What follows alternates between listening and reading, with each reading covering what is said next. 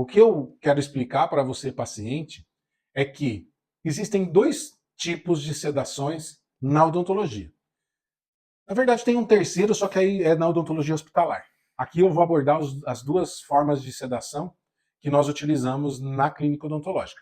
A primeira, sedação mínima consciente via oral. Nessa sedação consciente via oral, mínima consciente, o que acontece com o paciente? Eu dou um comprimidinho para ele. Neste caso, eu não preciso da médica anestesista. Nós temos medicamentos antagonistas que revertem a função dessa sedação, se precisar, que tem como nome aí, o medicamento é flumazenil. Nós temos um UTI móvel à disposição da clínica, caso tenha uma intercorrência. Mas em 20 e tantos anos de profissão, eu nunca tive uma intercorrência com sedação mínima consciente via oral. Então, eu estou mostrando isso para que vocês não tenham o receio de fazer uso dessa sedação. Na verdade, pessoas e pacientes chegam na nossa clínica que já passou por um procedimento em outras clínicas ou em outra clínica, relatando a experiência que ela teve da cirurgia neste lugar. E geralmente, qual que é a fala do paciente? Deus me livre, eu acordado, aquela pessoa furando meu osso, isso é um horror. Na verdade, a experiência é muito negativa. Porque eu quero que você imagine aí, se o dentista fosse o paciente, ele conhece. Ele não faria o procedimento sem um remedinho para deixar ele tranquilo.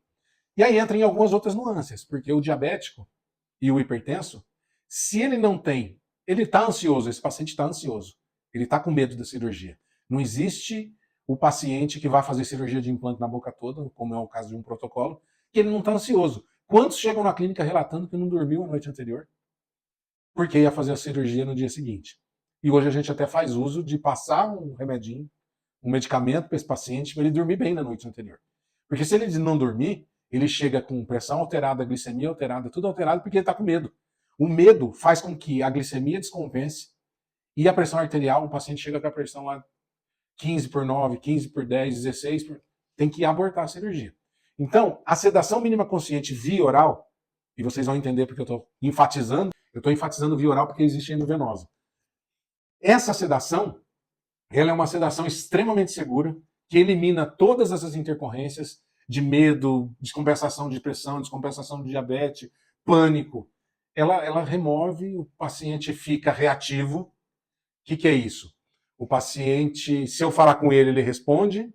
Se ele precisar tossir, ele tosse, que é importante o tossir, porque eu preciso que o drive, a epiglote esteja funcionando normalmente. Esse medicamento ele não deprime o paciente a ponto do paciente engasgar.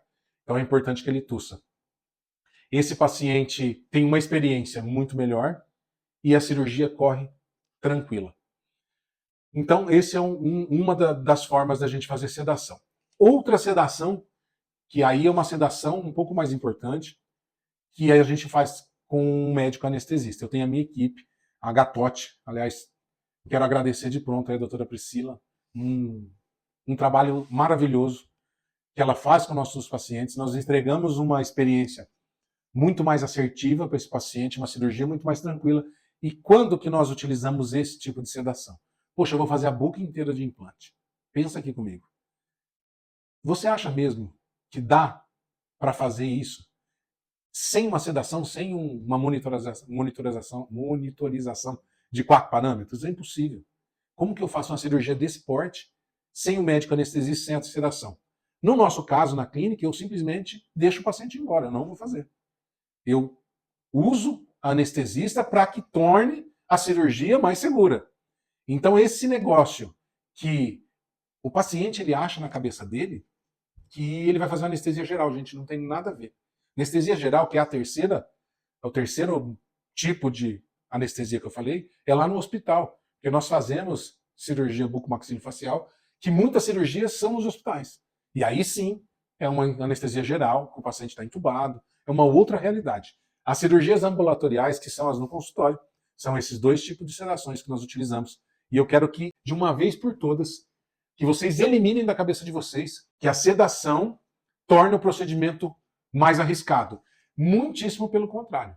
A sedação torna-se a cirurgia muito mais segura e não o contrário. Então isso é um mito que eu quero que vocês tirem da cabeça. Compartilhe esse conteúdo, porque esse conteúdo vai chegar em pessoas que nós não vamos atender, mas ela está ciente que ela pode ter um procedimento mais tranquilo, sem tantos estresses, sem tantos problemas, com a utilização apenas de um comprimidinho. Lógico que o cirurgião precisa dominar o uso desses medicamentos, ele precisa, se tiver, existir alguma intercorrência, existe medicamento antagonista. O que é isso? Medicamento que anula a ação desse medicamento que eu usei de sedação.